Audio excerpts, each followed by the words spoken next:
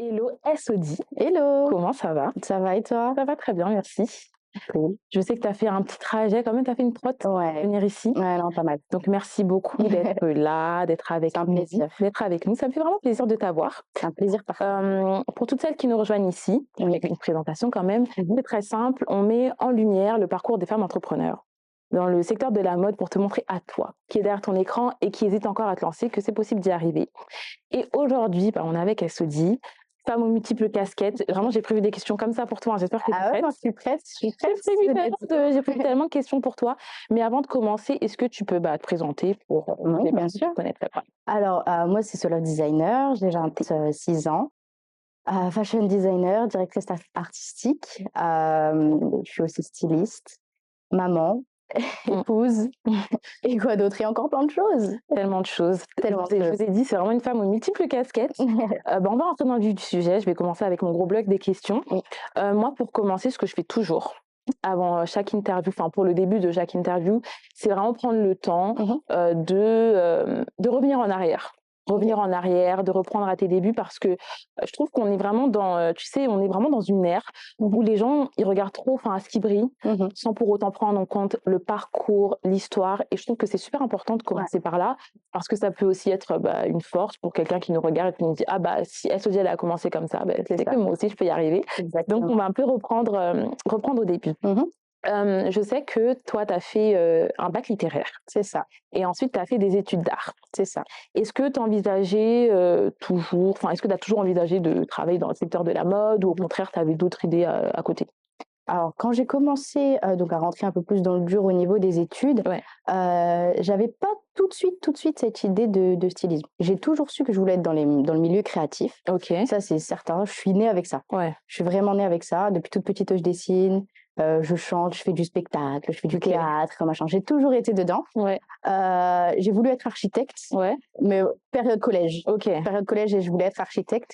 Et après, quand je m'étais rendu compte que j'étais très nulle en maths, je me suis dit, bon, ça sert à rien de... Architecte et maths, ça Ouais, collé ensemble. ouais, non, j'ai pas forcé. Ouais. J'ai pas forcé. Et en fait, avec le temps et en prenant maturité, bien sûr, donc période lycée, Ouais. j'ai toujours fait du dessin. Ça, j'ai toujours dessiné depuis petite. Je suis née avec un crayon dans la main. Donc toi, tu sais dessiner quoi? Ouais. De base, je faisais des portraits pour des copines, je faisais des tableaux. Déjà, au lycée, j'étais en spé art. Donc, du coup, je faisais beaucoup de tout ce qui est art plastique, etc. J'étais toujours la plus forte dans mon domaine. Et le côté mode qui est venu un petit peu plus tard, parce que du coup, on grandit, forcément, on se cherche au niveau de l'identité, etc. Ouais. Et je m'étais dit, mais j'aime la mode, j'aime dessiner, c'est un de mes savoir-faire depuis toute petite. J'ai simplement combiné les deux. Donc au niveau de je dirais, première terminale, où j'ai su réellement que je voulais travailler dans le milieu de la mode et être fashion designer. Et c'est par la suite, donc j'ai fait des demandes pour intégrer des écoles gratuites. J'ai pas été acceptée. Et donc, du coup, je suis partie directement en fac d'art plastique. Où là, je me suis littéralement ennuyée de chantier parce que je me dis, qu'est-ce que je fous là? Donc, oui, j'aime l'art, j'ai un bac littéraire et art plastique, art. Donc, j'avais déjà tout ce qui était histoire de l'art, etc. J'avais déjà le gros paquet. Tu connaissais déjà? Ouais, en fait, voilà, du coup, je suis arrivée en première année de licence, j'étais là en mode, mais je m'ennuie. Il y avait des conférences de qu'est-ce qu'allaient devenir les étudiants. Moi, j'étais là en mode, je veux faire fashion designer, du coup, c'est par où? Je n'étais pas du tout à ma place. Et après, je m'a dit, tu t'es trompée. Je dis, ouais, la prochaine, je suis plus là. Et du coup, j'ai cherché à savoir comment je pouvais me réorienter. Et j'ai intégré une année de BTS modélisme. Ah ok, ça va être ma question de suite du coup. Je peux répondre à toutes tes questions. T'as répondu d'une traite. J'allais demander du coup, t'as fait des études d'art, ça s'est terminé, mais qu'est-ce que t'as prévu pour la suite et comment du coup, juste ça après, c'est pas... en fait. Donc en fait, t'as fait tes études d'art? Oui. Un an. J'ai fait 1 an de fac. Ah, t'as fait juste 1 an, ok. J'ai fait 1 an de fac. Et après, il y a eu un moment où tu t'ennuyais là, et ensuite BTS modélisme. En fait, j'ai fini l'année de fac, j'ai été jusqu'au bout. Il y a eu les vacances scolaires, j'étais inscrite à 1 an de BTS. J'ai pas eu de temps de je réfléchis, machin. Vu que j'ai toujours su ce que je voulais faire depuis le lycée, et il n'y avait pas de je réfléchis, machin. J'ai dit, allez, c'est pas grave. Et je m'étais aussi rendu compte en étant là-bas que j'étais la seule qui venait vraiment avec un style affirmé et tout. En plus à Lille. Ouais, toujours les préjugés, mais c'est vraiment Et moi qui arrive un peu avec mon style, mon univers, etc., j'arrive en mode, c'est moi, j'essaie de modifier les jupes qu'on me donnait. Non, je veux pas faire comme ça. Moi, je veux plus comme ça, comme ça. Ouais, mais tu dois faire ce qu'on t'a demandé, en fait. T'es modéliste, donc c'est pas comme ça que ça marche. Et j'ai clairement fait une dépression, parce que du coup, ça n'allait pas du tout. J'arrivais pas à trouver ma voie. Parce que je me dis, mais en fait, que ça soit gratuit ou pas, il y a personne qui voit ce que parce que du coup, le stylisme, c'était payant. Du coup, c'était soit payant, soit inaccessible pour moi en venant d'un bac général. Sinon, il fallait que je fasse une MANA. Donc, une MANA, c'est une remise à niveau à appliquer. Mais j'ai pas besoin. J'ai fait de l'art plastique depuis.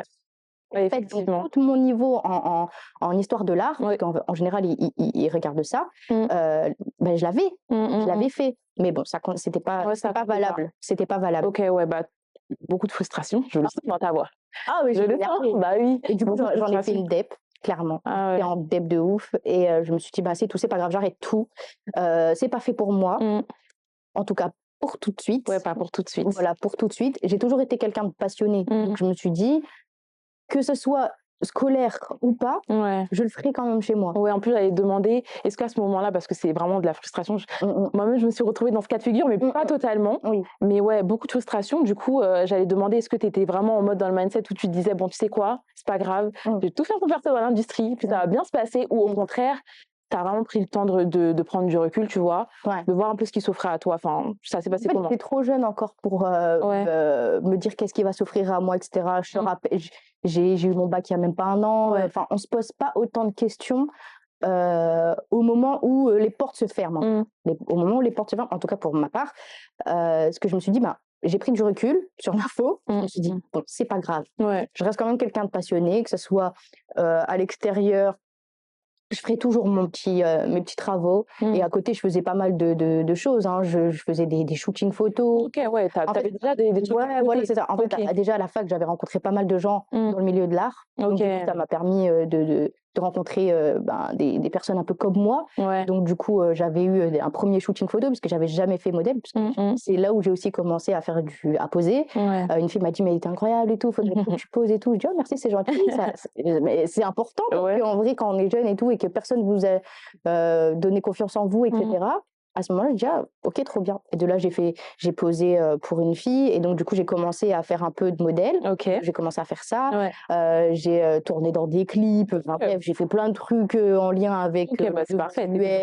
Parfait dans le monde créa et tout, c'est parfait. Voilà. Mais ça restait du bénévolat et tout. J'avais aucune idée dans où j'allais, etc. Ok, t'as juste suivi le chemin. Voilà, c'est ça. Je suis restée dans mon truc. Et en fait, je me suis dit, c'est pas grave, professionnellement, je peux pas, je vais travailler parce que du coup, à ce moment-là, j'avais mon propre appartement. Donc, je me suis dit, il faut que je paye mon loyer. Quand même. Donc, voilà, j'ai fait des tafs alimentaires. Et j'ai commencé à mettre de côté. Et tu faisais ton taf sur le côté, mais tu as quand même sur le côté fait un peu tout ce qui était créé. Mais rien d'extraordinaire. Personne savait réellement de ce que je savais faire de mes mains. À ce moment-là, non, à part ma famille, mon père, etc. Ils savaient que je dessinais depuis toute petite, mais j'ai jamais exposé mon travail conceptuel. Non. Et donc de là, je me suis dit, c'est pas grave, je vais mettre de côté et je vais essayer de faire fille au père aux États-Unis. Donc j'avais pour projet de partir, quitter la France. Je me suis dit, c'est pas fait pour moi. Il n'y a rien qui va, machin, ceci, je suis encore jeune, fraîche, machin, je peux essayer de créer ma vie ailleurs. Donc là, tu as tes petits jobs sur le côté, en même temps, tu fais tout pour payer ton loyer, ce qui est tout à fait normal. Je faisais des tafs. Non, mais au moins, tu avais la vision. On l'a tous fait, je pense qu'on est tous passés par là. Clairement. Si on n'est pas né avec une famille qui est aisée, pas le choix. On est tous obligés de passer par là, en fait. Moi, j'avais un loyer à payer. Et le pire, c'est que même étant étudiante, et ça, je tiens à préciser parce que je pense qu'il y a beaucoup d'étudiants qui ont été dans cette galère ou qui le sont actuellement, j'avais 450 € de bourse. C'est pas 450 € de loyer. Donc toute ta bourse passait dans ton loyer. Donc je mangeais des cailloux. C'est des pâtes au beurre, c'est génial. J'appelais mon père, papa, j'ai besoin que tu me fasses un peu de courses. C'était la galère. J'imagine. La galère de fou. Est-ce que du coup, le fait de... là, t'as pas tes études, t'as pas les études que tu veux. Non. Moi, je voulais savoir, est-ce que, tu sais, t'avais quand même en toi, tu sais, cette motivation de te dire, en fait, que j'ai ce que je veux ou pas, que j'ai le stylisme ou pas, que j'ai l'école ou pas, tu sais, cette voix qui dit: «Bon, bah, je vais quand même le faire, en fait. Je sais que je vais pouvoir le faire, je sais que je vais y arriver», ou au contraire, tu étais vraiment dans une période où tu étais remplie de doutes, de questionnements? Bah, en fait, à ce moment-là, quand tout s'est fermé, je suis Ouais. réellement, tombée en fait, je m'étais pas rendu compte, Mmh. mais je suis allée chez mon médecin et mon Ouais. médecin m'a dit: «Tu es trop maigre, tu as perdu du poids, tu me fais OK. une dépression». À ce moment-là, on se pose pas toutes ces questions quand C'est vrai. on est en dépression parce que c'est une alerte. Mmh. Moi, je m'étais pas rendu compte qu'il y a rien qui allait parce que ce soit au niveau personnel ou, professionnel, Mmh. il y a rien qui allait. OK. Mais d'un point de vue artiste, donc je mets, l'état sur le moment, tu vois? Le moment, où j'allais pas bien, Mmh. j'ai toujours été, concernant mon art, Ouais. très confiante. OK. Très confiante, je savais que j'avais un très bon niveau, un très bon coup de crayon, Mmh. que j'avais une certaine vision artistique, que quand je parlais avec les gens, je voyais que c'était pas je savais au fond de moi que je valais quelque OK, chose. ouais, tu avais ton truc en tête, tu avais ta vision. En fait, c'est ça, j'avais ma Ouais. vision, j'avais mon truc. J'ai toujours eu confiance en mon art. Mmh. Maintenant, confiance en soi, c'est différent Ouais. et ça, c'est venu un peu plus tard. OK. C'est venu un petit peu plus tard quand j'ai commencé à prendre, bah, par exemple, la photographie. Quand j'ai Oui. commencé à Bah, prendre des oui, photos ça et te regarde cetera. confiance, ça. Oui, voilà, c'est ça, le Mmh. regard que je posais sur moi, le fait Ouais. que je pouvais me trouver belle et cetera parce que j'ai pas eu ça à l'école. Ouais. J'ai eu beaucoup d'harcèlement à l'école, j'ai Mmh. eu beaucoup de choses, qui m'ont pas, en fait, on m'a jamais show off, Ouais. tu vois? On Mmh. m'a jamais dit: «Meuf, tu es incroyable». Quand Waouh. j'étais plus jeune, on m'a jamais dit ça, même si on me disait: «Tu Franchement, dessines tu bien». incroyable, hein. C'est gentil. Bah, oui, quand même. On m'a toujours dit: «Tu sais bien Ouais. dessiner, tu sais bien chanter». En fait, tout ce que je savais faire, mais pas qui j'étais, OK. tu vois? Et c'est seulement plus tard que je l'ai compris que ce que je sais faire, c'est une chose, Mmh. mais qui je suis moi, c'en est une autre. OK. Et donc du coup, j'ai pris conscience de ça, Mmh. en étant toute seule chez moi, payer mes 450 € de loyer. Et je me suis dit: «Mais en fait, si je ne me dis pas que je suis incroyable, personne ne me le dira». OK. Mais on me l'a dit par la suite, Mmh. mais je le savais déjà. Mais Parce est-ce que que tu te dis: «Il fallait que je passe par là, il fallait que je je passe pense par cette dépression pour en arriver je à pense penser que ça de moi»? je pense que me concernant, Ouais. maintenant on est tous différents, on Mmh, a mmh tous mh. des parcours différents, Ouais. mais me concernant, c'est en touchant le plus bas OK. que je suis devenue celle que je suis aujourd'hui. OK. C'est vraiment en ayant, sur tous les aspects, Mmh.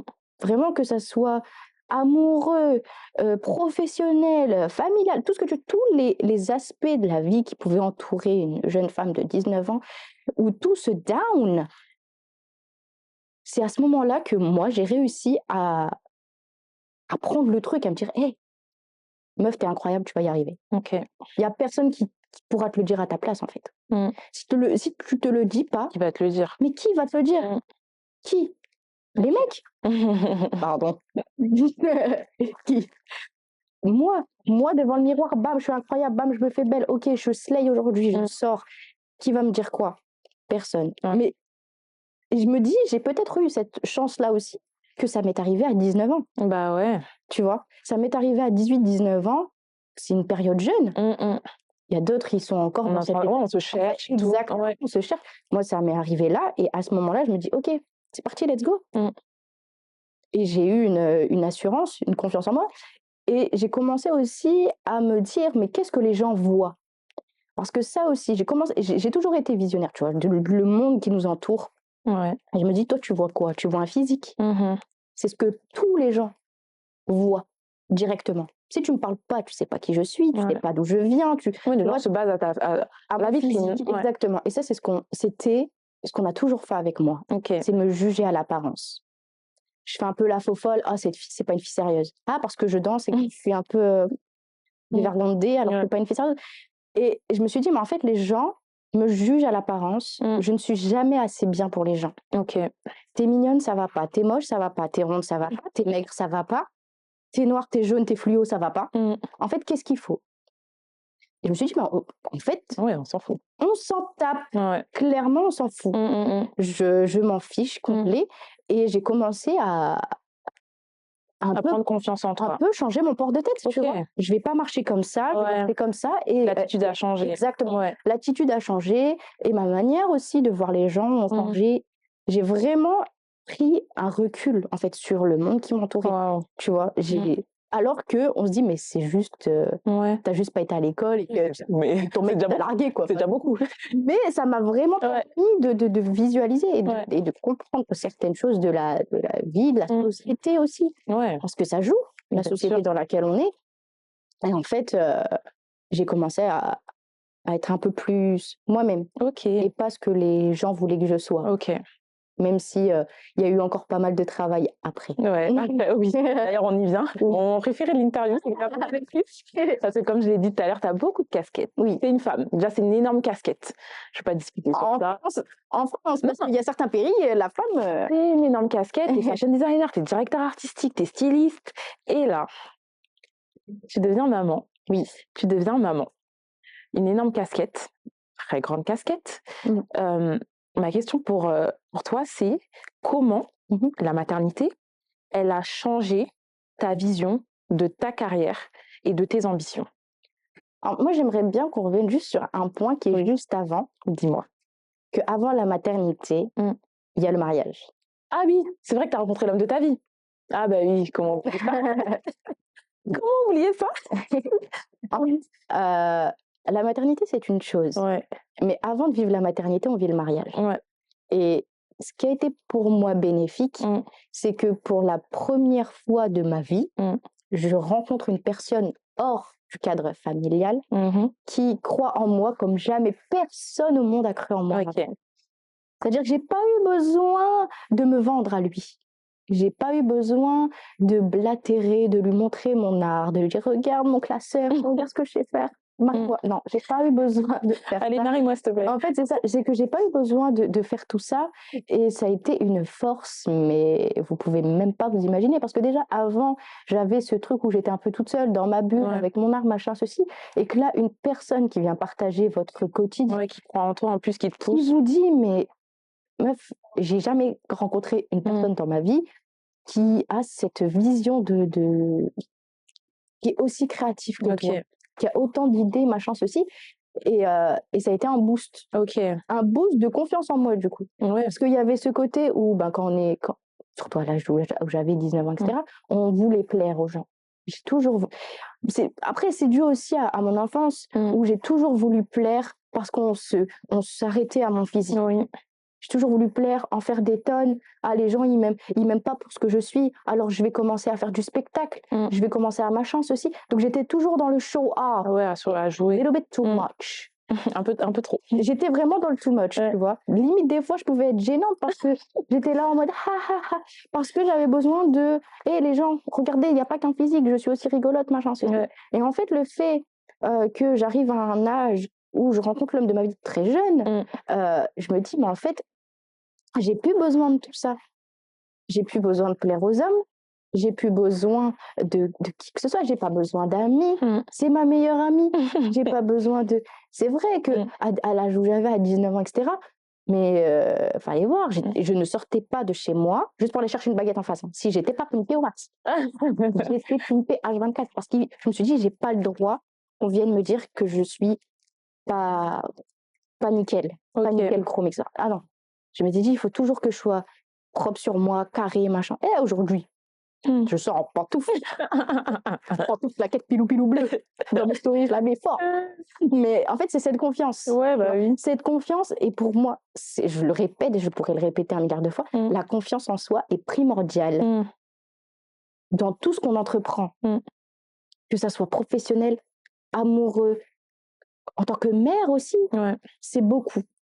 Et donc, ce qu'on a construit avec mon conjoint, l'enfant est juste la suite naturelle des choses. Et la maternité, alors à ce moment-là de ma vie, qui a été un choix personnel, j'ai décidé de mettre en retrait. Donc c'est vraiment ton choix. C'est un choix. Ok, c'est un choix. On a eu des discussions avec mon mari concernant mes projets professionnels, etc. Je tombe enceinte.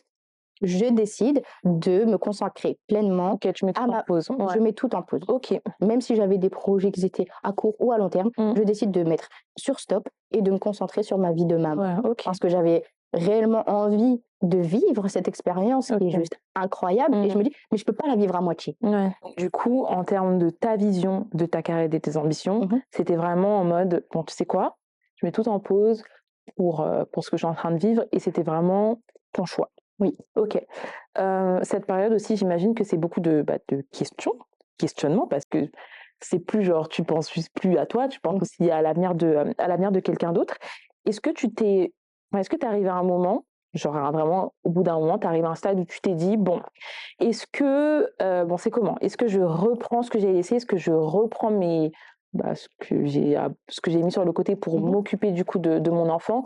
ou, heu, ou au contraire tu t'es dit enfin en mode tu sais: «Est-ce que je le fais ou je le fais pas? Est-ce que je reprends? Est-ce que je reprends pas?» ou au contraire tu t'es dit: «Bon peut-être que c'est le moment que je reprenne en main, ce que j'ai laissé?»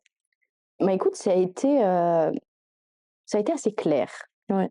Parce que quand je décide de faire quelque chose, j'y Mmh. vais jusqu'au bout et Waouh, puis quand je femme déterminée, ah mais femme visionnaire, c'est incroyable.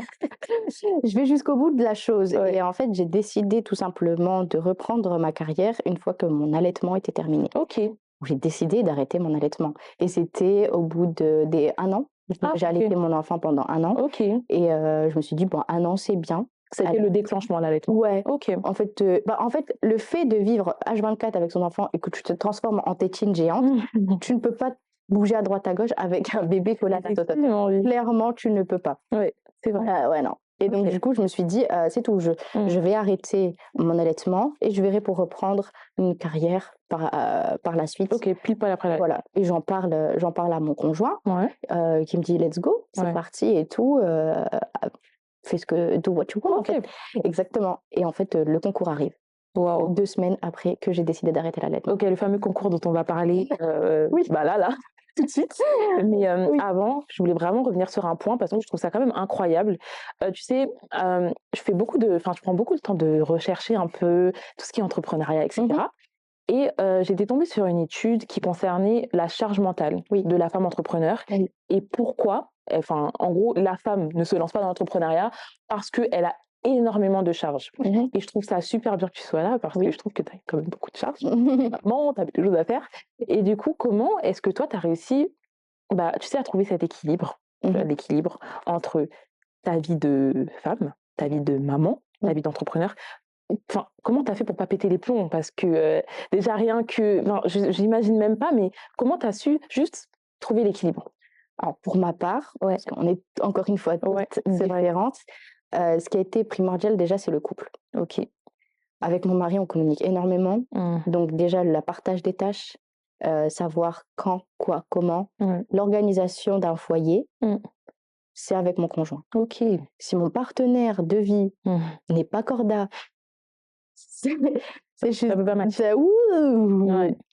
Et j'ai la chance d'avoir un conjoint qui m'accompagne dans mes projets, comme j'accompagne les siens, Mmh. comme on vit ensemble l'éducation de notre enfant. OK. Donc j'ai pu me reposer beaucoup sur lui. OK. Il a beaucoup favorisé l'équilibre. Ah oui, bien sûr, Ouais. mais pour moi, la charge mentale d'une mère, Mmh. bah, il y a le père aussi Mmh dedans, hein. Faut pas les oublier les Ouais. papas. Parce que quand on parle d'un enfant, il y a la père, il y a le mère. Alors oui, le travail d'une maman n'est pas pareil parce que c'est nous qui avons porté l'enfant. Oui. On a peut-être pour certaines des séquelles, Mmh. donc le trajet n'est pas le même. Ouais. Mais une fois que l'enfant est là, l'attachement de l'enfant au final, c'est 50-50, Mmh. tu vois? Et pour ma part, mon conjoint a été très présent OK. pour nous, Mmh. pour moi et mon enfant, ce qui a fait que je me sentais pas submergée par la charge mentale parce que je me dis aussi une chose, c'est que nobody's perfect. Mmh. Donc je ne peux pas être à la cuisine, en même temps en train de récurer les toilettes et donner la totote à mon enfant. Mmh. C'est juste pas possible. Ouais. Donc on n'est pas parfait. Ma maison, elle est en bordel, c'est un fait. Mmh. Je ne suis pas propre, je ne suis pas lavée, mais mon enfant a mangé, Mmh. tout va bien. Et avec du recul, Mmh. genre quand tu prends vraiment du recul avec toutes les étapes là que tu viens de nous dire concernant tes études, concernant la maternité, concernant, le mariage, concernant ta vie professionnelle, comment toutes ces étapes-là, elles t'ont façonnée, heu, en tant que la femme que tu es aujourd'hui Mmh. et autant sur la femme que tu es en tant qu'entrepreneur? Alors, je dirais que, encore une fois me Oui. concernant, ça a été très important pour moi de me concentrer d'abord sur ma vie personnelle. OK. Parce que je sais qu'il y a certaines femmes qui, vont préférer se concentrer sur leur vie professionnelle Mmh. pour ensuite bâtir leur vie de famille, ou quoi que ce soit parce qu'elles sont stables financièrement ou quoi que ce soit. Moi, j'ai fait tout l'inverse parce que ça m'a permis d'avoir une stabilité émotionnelle et d'avoir une confiance absolue. C'est-à-dire que je rentre chez moi, tout va bien. Je peux avoir tous les problèmes du monde à l'extérieur. Ah, je rentre chez moi, tout va bien. J'ai mon enfant, ma priorité, mon conjoint et mes proches. Et ça a été très important pour moi parce que j'avais, bien sûr, j'ai mon père, ma mère, j'ai ma famille, mais le fait de construire son propre foyer, ça m'a permis d'être plus stable. Émotionnellement, etc. Je savais où j'allais, quoi faire. J'avais une oreille au quotidien pour savoir comment m'orienter, etc. Donc, c'est ce qui m'a permis d'avoir cette rage encore plus grande, parce que même si je l'ai toujours eu, j'ai toujours eu la dalle. J'ai grandi comme ça, j'ai grandi dans le keep going, tu vois. Genre, non, j'ai toujours eu ce mindset-là. Et donc, le fait d'être stable à la maison, mais qu'est-ce qui peut... Ouais, c'est vrai, qu'est-ce qui peut te rendre instable en soi? En fait, qu'est-ce qui peut me rendre instable par l'argent? Ouais. Mais l'argent, ça vient, ça part. Ouais, exactement. Donc, j'ai gardé ce truc-là et c'est encore le cas aujourd'hui. Ok, parfait. Ok, donc là, toutes ces étapes t'ont permis d'être la femme que tu es aujourd'hui. Et là, donc, tu reprends tes activités. En tout cas, du moins, tu veux les reprendre. Oui. C'est d'ailleurs ce que tu vas faire en participant, du coup, au fameux concours PLTX Tiana Taylor. Déjà, comment tu as découvert le concours? Comment t'es tombée? Elle l'a posté sur son Instagram en photo. Donc, toi, tu étais à l'affût, quoi. Mais même pas. Déjà, je suis Tayana. Ouais. Je suis Tayana, je suis l'artiste, je l'écoute. Et elle poste un truc. Tu regardes, quoi. Elle poste un truc et là, je regarde, elle joue une photo, je lis. Elle dit qu'elle est à la recherche d'un futur designer, hashtag, machin. Ouais. Moi, je suis là en mode, bon, let's go. En fait, t'as eu aucun déclic. C'était juste, t'as vu, j'y vais. Ah ouais? Ok. Rien du tout. Ok. J'ai vu, j'ai fait. Ok. J'ai vu, j'ai fait, j'ai posté, j'ai gagné. Enfin... Tout droit. Est-ce que bah, du coup, tu as vu le concours, tu as fait tout ce qu'il y avait à faire. Est-ce que tu avais une stratégie? Je sais qu'il y avait des designs et tout à faire, mais est-ce que genre, toi, tu étais partie en mode avec une stratégie, tu as suivi ton instinct? Comment tu t'es organisée pour finalement gagner? La stratégie derrière, tu avais un truc? Rien du tout. T'es vraiment partie comme ça. Déjà, Tayana l'a posté. Donc, moi, je vois sur le feed de Tayana. Tayana, elle dit que machin, designer, do what you want, machin, machin. Moi, je dis, ok, c'est parti. Donc, moi, je vois PLT, je vois Tayana, bah, je combine les deux. Je me mets dans une bulle, je dessine. Et je me dis pas, je fais machin, je vais faire combien de trucs. Non, je dessine tout ce que j'ai envie de dessiner. Vraiment, t'es partie à l'instinct. Je suis partie à l'instinct. J'ai dessiné tout ce que j'avais envie de dessiner. Ensuite, j'ai fait une sélection de tout ce que j'ai préféré. J'ai fait un petit truc sur Insta, etc. J'ai posté avec l'hashtag. Et en fait, le problème, c'est qu'ils ont balancé le concours début juin. Et on avait la réponse fin juin. Ah, ok. Et moi, j'ai fait... c'est un concours qui était short. Mais on avait 1 mois. C'est short quand même. On avait 1 mois pour faire les designs. Mais moi, je les ai fait en 1 semaine. Ah, ok. Donc, ça fait que j'ai posté. Je me suis dit, mais ma publication, elle va disparaître. Ouais, elle va tomber dans le taille. Tous les jours, j'ai demandé à mon Insta, partagez. Je forçais. J'envoyais, t'as pas partagé aujourd'hui et tout. En fait, t'étais à fond sur les réseaux, t'as donné sur les réseaux. J'ai donné peut-être, je crois, à cette époque-là, j'avais même pas 1000 abonnés. Hein. Mais ça a fallu pour que Tayana voit la publication et la like. Ok. Et à ce moment-là, j'ai dit, les amis, et à la fin, je reçois le message comme j'ai gagné. Et quand on reprend vraiment toute l'histoire que tu nous as racontée, cette victoire, elle a signifié quoi pour toi, autant sur un plan personnel, parce qu'on connaît maintenant un peu ton parcours, etc., et autant sur le plan professionnel. C'était quoi les ressentis à ce moment-là? En fait, genre, j'étais contente. J'étais contente parce que je me suis dit, mais enfin, c'est pas trop tôt. Enfin, j'ai la lumière que je mérite. Non, je rigole. Non, mais plus sérieusement, c'est plus ce qu'un artiste attend, c'est qu'on le crédibilise. Ok. Et moi, ce qui était... ce que j'attendais au final, c'est qu'une personne qui a un peu le niveau d'art que j'aime, l'univers, etc., qui me valide.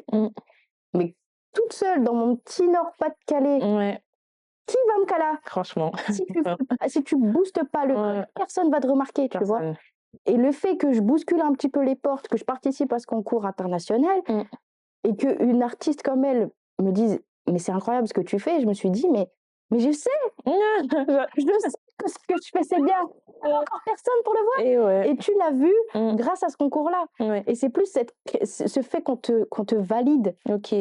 qu'on rende ton art crédible aux yeux des autres. Parce que demain, je te montre, on ne se connaît pas, je te montre un truc. Tu vas me dire, ouais, c'est cool et tout. Pharrell Williams à côté, il fait meuf, c'est incroyable. Tu vas me dire, ah ouais, c'est vrai, c'était incroyable ce que tu as fait. Alors que tu m'as dit, Ouais, ouais, c'est cool. cool. C'est ça le monde d'aujourd'hui. Ouais. C'est qu'aujourd'hui, il faut quelqu'un de super haut placé Exactement. pour valider ce que tu C'est fais, vrai. pour être validé dans la street cred. Mais le truc, c'est que moi, j'avais pas compris que c'est ça qu'il me fallait. Tu vois, j'avais pas encore compris ça. Et seulement quand tout ça est arrivé, je me suis dit, ah ouais, c'est évident. Il manquait que ça, Il quoi. fallait juste que j'aille aux States, en fait. Ouais, Père. Ah ouais, bon, j'aurais pas eu de mari. Heureusement que t'es pas partie. Franchement, heureusement que t'es pas partie. Ouais, du coup, professionnellement, ça t'a apporté beaucoup de, comment on dit ça? Crédibilité. Exactement, Ouais. crédibilité. Totalement. Ouais. Totalement, parce que pour te dire, même avant ça, quand j'étais dans mon petit chez moi, quand j'étais étudiante, j'avais démarché des gens pour faire des projets. Ouais, j'aimerais bien faire des projets vidéo. Ouais, j'aimerais bien faire ceci, j'aimerais bien faire cela. Et il y a un mec qui m'a clairement dit, mais même pas je m'habillais sur ça. Il m'a dit ça pour vous dire à quel point personne ne croyait en moi. Personne ne voyait le potentiel. Personne comprenait ce que j'étais capable de faire. Ouais. Parce que je venais pas avec un mood board de ce que je pouvais faire. Je me vendais pas non plus aux gens lambda de ma ville.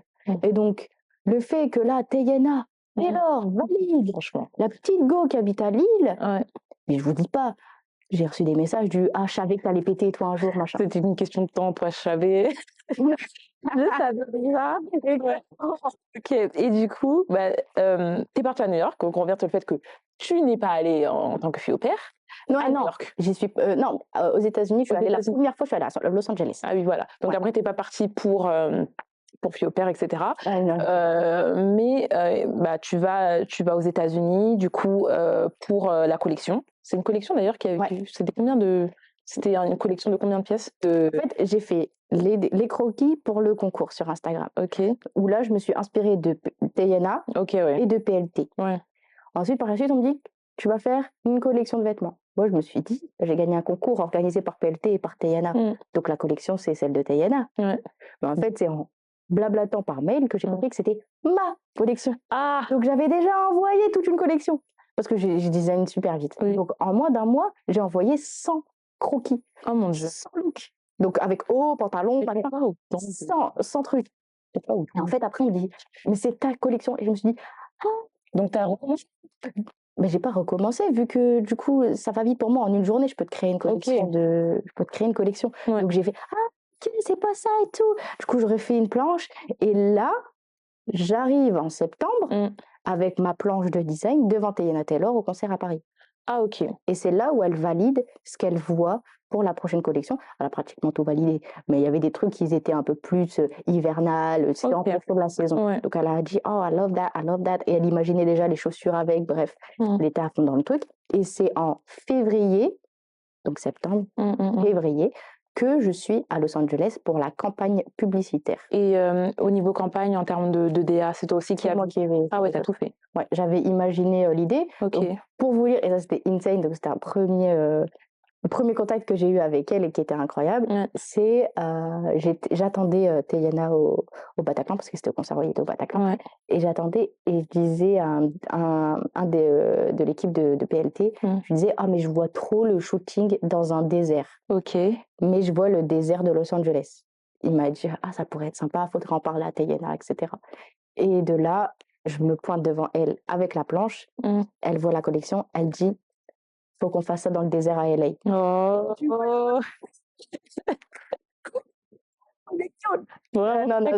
C'était insane. Et le fait donc qu'on soit super corda au niveau de la DA, j'ai pas eu besoin de blablater, je dis pas je veux ça.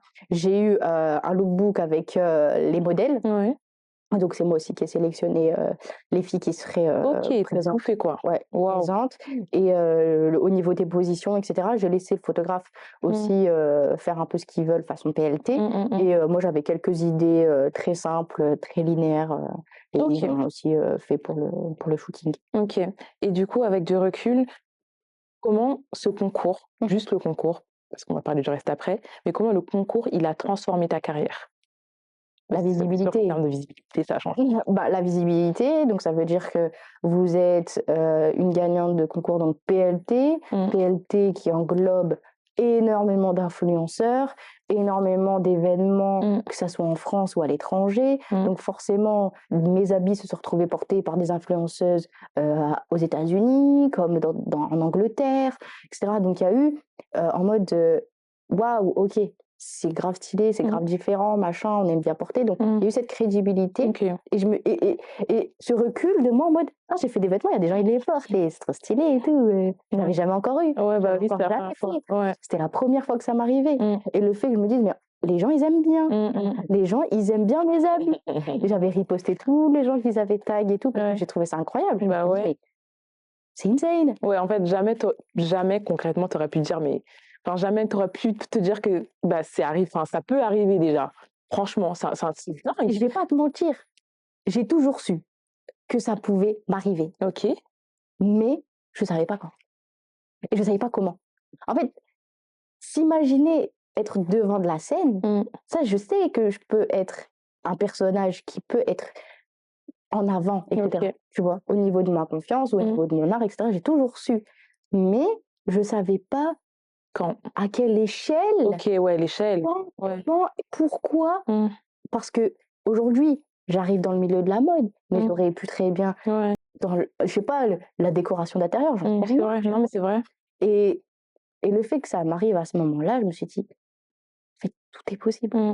Tout est et j'utilise un mot que j'aime pas, c'est le mot rêver, parce qu'on rêve pas aujourd'hui, mais c'est plus, on a des objectifs. On se donne des objectifs parce que rêver, c'est limite, tu vois, c'est de l'inaccessible, Oui, c'est vrai. c'est un peu trop gros. Il y a rien qui est trop gros. Il y a rien. Ouais. Mais à ce moment-là de ma carrière, c'est vrai que je m'étais jamais dit que j'allais passer de 0 à 100. Ouais. Ça, c'est certain. Bah oui, c'est quand même un truc de fou. Non, ça, c'est certain. C'est quand même un truc de fou.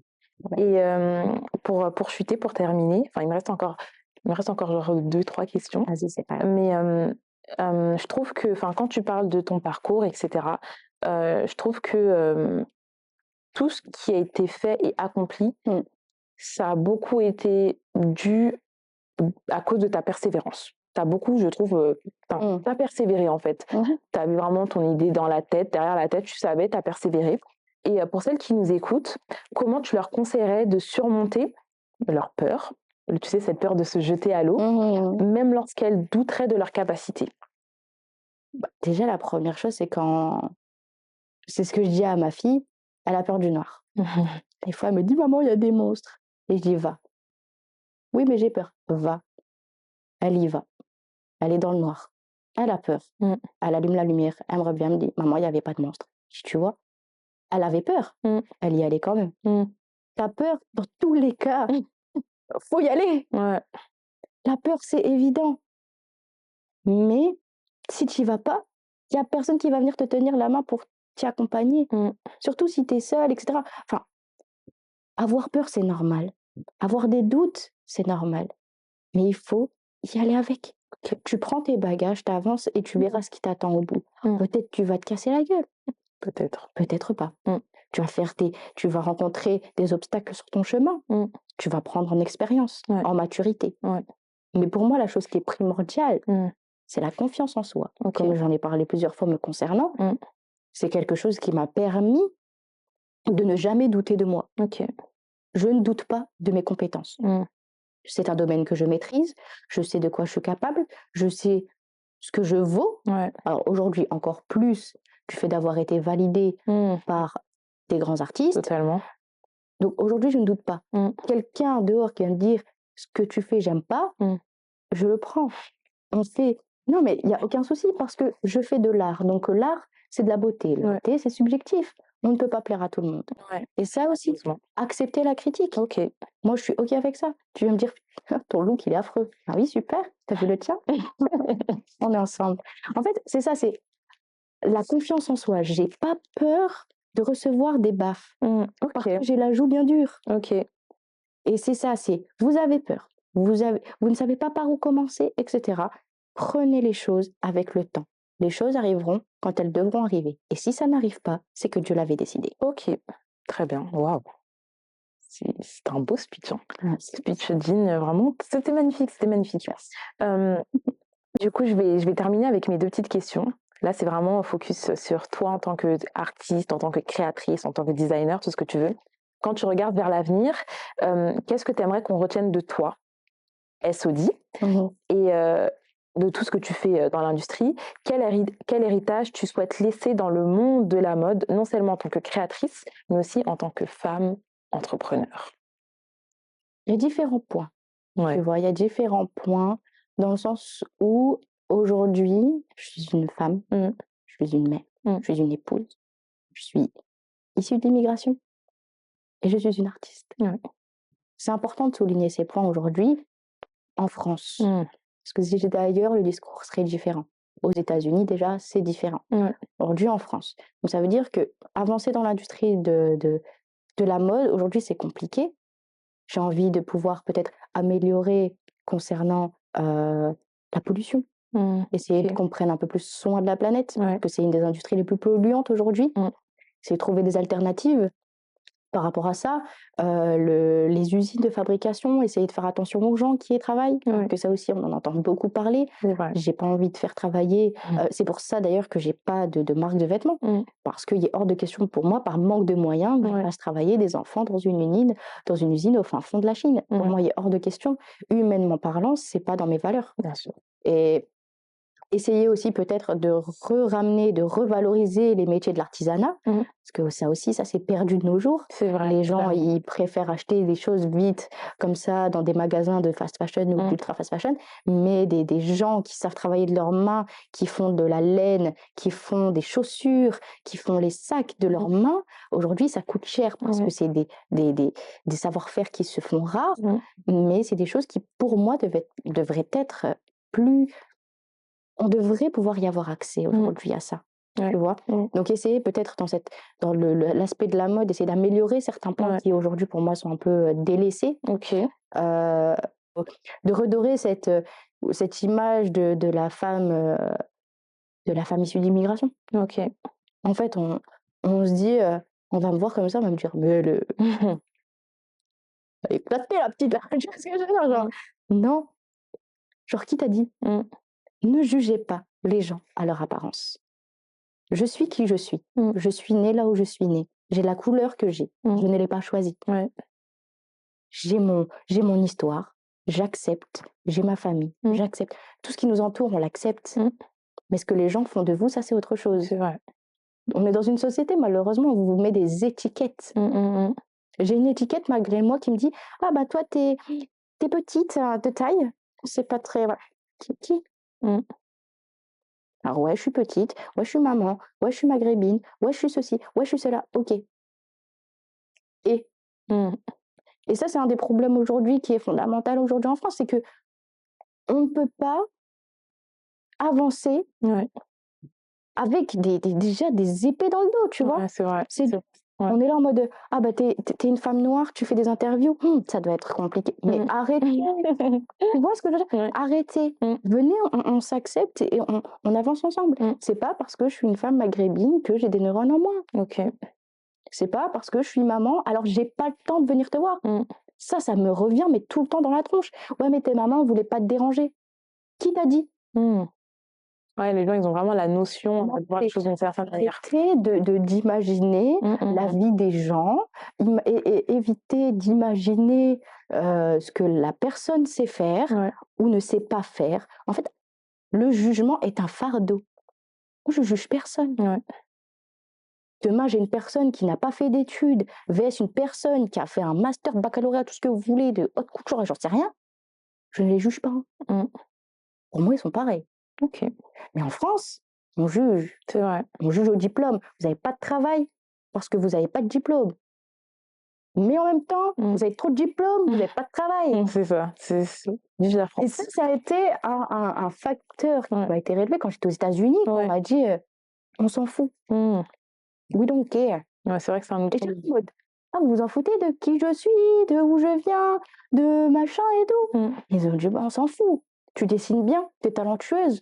Ça suffit. Ça suffit. Mais est-ce qu'en France, on pourrait faire la même chose? Non. C'est dur. C'est dur, c'est vrai. C'est dur. Et Et j'ai envie de pouvoir de réussir là-dedans parce que c'est trop dur. Je suis de tout cœur avec toi pour que tu réussisses à faire ça parce que franchement, vraiment de tout cœur avec toi. Franchement, c'est dur. Franchement, c'est dur parce qu'à chaque fois, je me heurte à des murs et je me dis, mais est-ce qu'on va laisser à un moment donné les gens tranquilles, en fait? Et voilà. Tout simplement tranquille. Tout simplement. Parce que c'est rigolo, tu vois, mais ça m'a fait penser à l'ancienne interview que j'ai faite. Ouais. Et il y avait eu un commentaire d'une personne, je sais pas c'est qui, un haters, qui a dit encore une go de la cité qui réussit ou je sais pas quoi. Et moi je me suis dit, alors parce que je suis issu de l'immigration, je suis en cité. D'accord. Parce que j'ai des tresses, je fais de l'appropriation culturelle. Parce que je m'habille urbain streetwear, je veux ressembler à. Déjà, je ressemble à personne. Ouais. De deux, je suis pas dans cité. Et de deux, des tresses, je suis africaine. Donc, mes cheveux sont adaptés à faire des tresses et je fais aussi ce que je veux. Ouais. Et j'espère qu'un jour, on pourra vivre tous en paix. Parce que, au-delà du fait que là, je parle de l'humain, ça joue sur ma carrière. Bien sûr. Parce que les personnes qui m'inspirent le plus, c'est les gens. Oui. Je m'inspire de tout. Je m'inspire de la nature. Je m'inspire de l'univers, du fin fond de la galaxie, comme je m'inspire du tapis. Je m'inspire de tout. Et aujourd'hui, ma carrière fonctionne en fonction des gens qui Qui valide mon art, c'est les gens. Ouais. Tu vois? Mais aujourd'hui, la seule interview de ma vie que j'ai faite, on m'a dit que je voulais ressembler à ou il y avait un commentaire, Mathieu, il m'a dit c'était Anna Taylor qui lui ressemble ou elle essaye de. J'étais là en mode mais arrêtez les frères, vous voyez très bien qu'on n'est pas pareil. Ouais. Non mais c'est l'esprit humain, il faut faire avec. Après je me dis c'est faire avec. C'est plutôt bien d'un côté parce que ça donne encore plus de force derrière. Ah bon, c'est ça qui donne totalement, c'est ça qui est bien. Moi tu crois en moi, plus j'y vais. Ouais, c'est ça. Donc plus de haters, plus j'avance. C'est parfait, c'est vraiment le mood à avoir. Ouais. Et pour terminer, ma dernière question, celle que je pose tout le temps. Quel conseil donnerais à une femme qui débute aujourd'hui, vraiment elle débute? Si tu pouvais déjà, quel conseil tu pourrais lui donner? Et si toi tu retournais en arrière dans le passé, quel conseil tu te donnerais à toi-même quand tu as commencé et qu'est-ce que tu te dirais? Genre les conseils que tu donnerais.